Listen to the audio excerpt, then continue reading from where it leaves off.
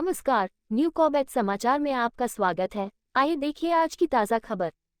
उत्तराखंड के जनपद उधम सिंह नगर और नैनीताल में खनन माफिया का बोलबाला है।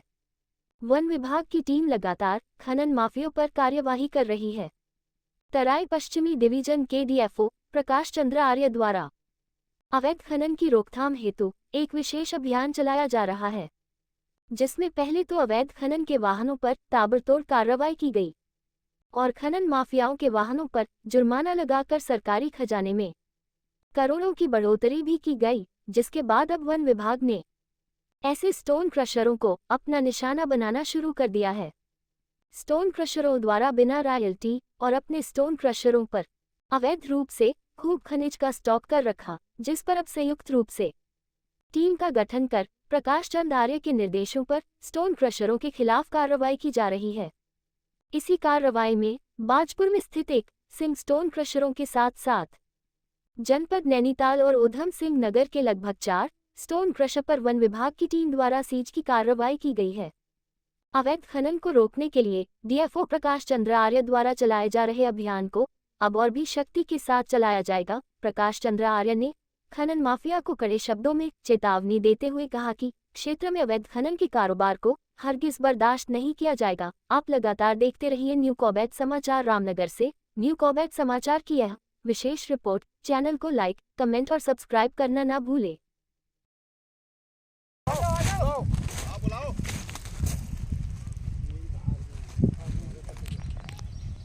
देखिए, ये जो अवैध खनन के विरुद्ध हमारी जो सरकार की नीति है कि किसी भी तरह से अवैध खनन नहीं होना चाहिए, तो उसी के क्रम में लगातार जो है अवैध खनन के विरुद्ध अभियान चलाए जाते रहे। लेकिन इस बीच में पता चला कि अवैध खनन करने वाली कुछ व्हीकल जो है ये स्टोन क्रशर जो है उनको इंस्टिगेट कर रहे हैं कि आप जो है माल लेकर के आओ।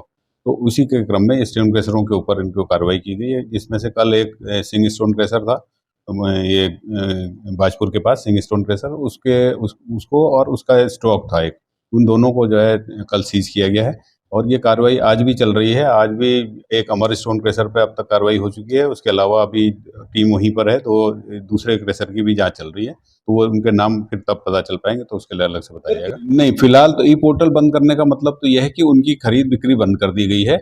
तो उनके पास जो भी मटेरियल है, क्योंकि वो काफ़ी ज़्यादा मटेरियल था उनके पास, तो उसकी नपत करके उसका वॉल्यूम निकालने के लिए, क्योंकि टीमें आज कल शाम को उन्होंने किया और आज फिर से फील्ड में है उनको दूसरे क्रशरों की जांच करने के लिए। तो जांच के उपरांत वो सबको बैठ करके हर क्रशर का अलग अलग निकालेंगे और उसमें जिसके पास भी जितना जितना मटेरियल होगा उसके हिसाब से उनके ऊपर जुर्माना या जो भी कार्रवाई सरकार चाहेगी तो वो लगाई जाएगी। ये बिल्कुल ये निश्चित समझ लें सब लोग, जो भी इस तरह से अवैध खनन में लिप्त है उनके विरुद्ध सरकार सख्त कदम उठाने की तैयारी में है और हम लोग सब उसी के लिए लगे हुए हैं कि किसी भी तरह से अवैध खनन किसी क्षेत्र में नहीं होने दिया जाए। नहीं, फिलहाल तो ई पोर्टल बंद करने का मतलब तो यह है कि उनकी खरीद बिक्री बंद कर दी गई है।